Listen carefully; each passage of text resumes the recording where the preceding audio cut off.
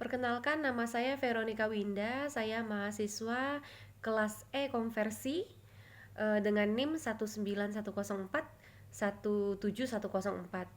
Di sini saya akan menjawab 10 pertanyaan tugas e-marketing. Di mana soal pertama yaitu apa yang dimaksud dengan e-marketing? E-marketing adalah pemasaran internet atau pemasaran elektronik, adalah segala upaya yang dilakukan untuk melakukan pemasaran suatu produk atau jasa melalui atau menggunakan media elektronik atau internet.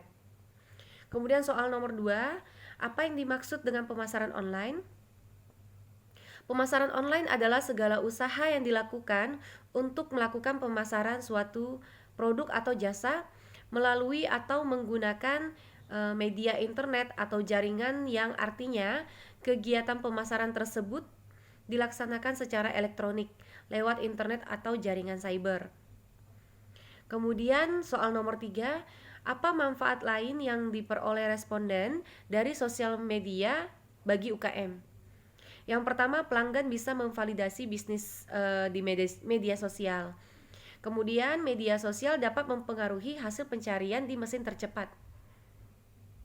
Ketiga, media sosial dapat menjadi customer service yang baik. Keempat, media sosial memungkinkan kita untuk menjadi unggul dan kompetitif. Kemudian media sosial tidak terbatas ruang dan waktu. Kemudian untuk soal nomor 4, ada 2 jenis saluran pemasaran online, sebutkan dan jelaskan. Yang pertama ada media sosial. Nah, media sosial ini dapat menjangkau konsumen melalui iklan berbayar atau postingan organik dengan memanfaatkan media-media seperti Facebook, Twitter, Instagram, dan lain sebagainya. Kemudian yang kedua ada pemasaran konten. Pemasaran dengan membuat konten mengenai produk atau layanan Anda dan mempromosikannya di berbagai channel untuk menjangkau konsumen potensial. Kemudian soal nomor 5, apa manfaat pemasaran online? Sebutkan dan jelaskan. Manfaatnya yang pertama yaitu mengurangi biaya. Kenapa mengurangi biaya? Inilah salah satu alasan mengapa banyak pemilik bisnis yang lebih memilih melakukan pemasaran online dibandingkan dengan pemasaran offline. Karena penggunaan media sosial, website, dan media internet lainnya kebanyakan tidak dikenakan biaya. Meskipun Anda menggunakan iklan berbayar secara online, biaya yang dikeluarkan relatif lebih murah jika dibandingkan dengan memasang iklan di televisi, radio, atau mencetak flyer dalam jumlah yang banyak.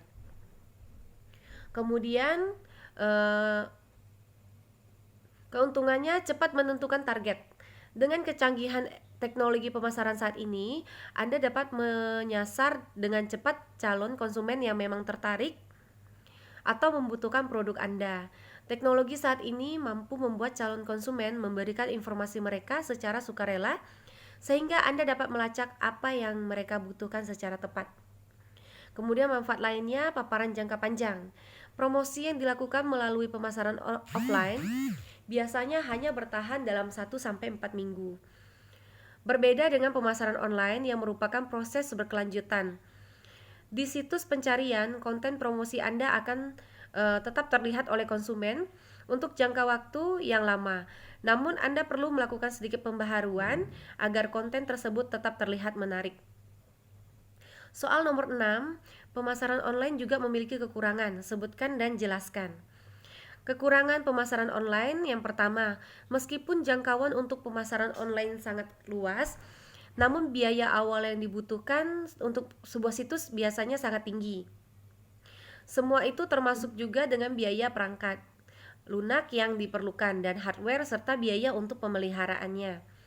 Kemudian pemasaran online tidak memiliki sentuhan manusia sehingga secara langsung saat pelanggan membeli produk, hal itu tentu saja akan semakin menghambat prospek dalam membangun hubungan yang memainkan peranan penting dalam proses penjualan secara konstan.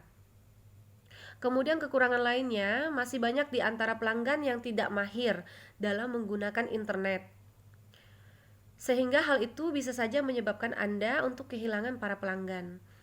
Kemudian adanya aturan tentang perubahan perdagangan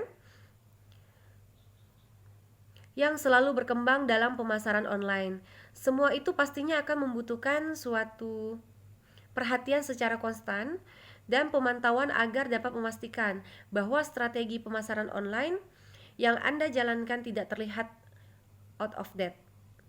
Kemudian kelemahan lainnya, pemasaran online sangat tergantung kepada teknologi sehingga sangat rentan terhadap terjadinya kesalahan teknis.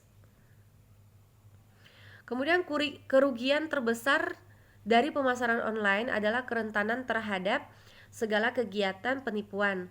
Banyak sekali website abal-abal yang tidak sah mulai terlihat pada situs asli dan mereka ingin merampok uang dari para pelanggan.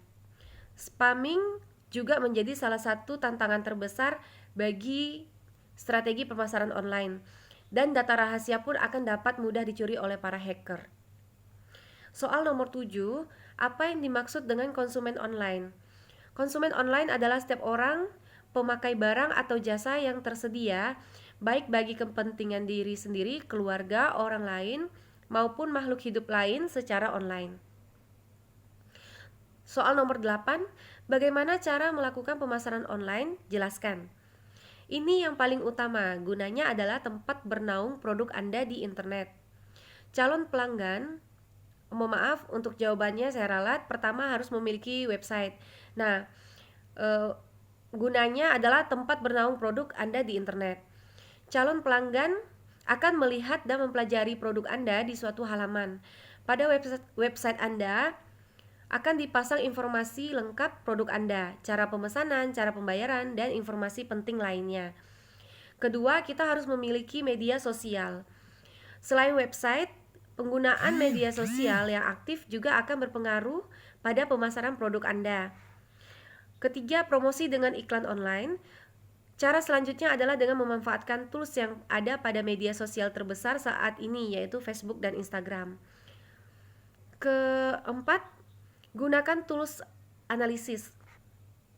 Google Analytics, dengan tools ini Anda akan mendapatkan data lengkap pengunjung website Anda, mulai daerah mana, teknologi yang digunakan, usia, gender, halaman mana saja yang banyak dikunjungi, dan masih banyak lagi. Saat ini belum ada tools analisis untuk website yang sebaik Google Analytics. Google Trends, dengan tools ini Anda dapat menganalisa tren apa saja yang sedang hangat yang berkaitan dengan produk Anda. Anda dapat menggunakan tren ini untuk membuat suatu promosi tertentu. Kemudian ada tools untuk desain. Mungkin tidak semua orang memiliki kemampuan akan desain, namun telah hadir tools mudah bagi siapa saja yang ingin membuat desain. Untuk memasarkan produknya di media sosial, ukuran yang diberikan juga sudah fit dengan Instagram, Facebook, dan media sosial lainnya. Kemudian pertanyaan nomor 9, apa yang dimaksud dengan strategi pemasaran internet? Secara sederhana, pemasaran online atau sering disebut dengan pemasaran digital diartikan sebagai strategi pemasaran yang memanfaatkan internet. Pertanyaan nomor 10, jelaskan apa yang dimaksud dengan pay per click atau PPC atau bayar per biaya per klik. Pay per click adalah sebuah metode kerja sama periklanan di internet yang berarti pemilik situs akan dibayar di atas setiap klik dari pengunjung situs pada link iklan yang terpasang di situs web atau blog miliknya. Sekian jawaban dari saya untuk materi marketing ini. Terima kasih. Selamat malam.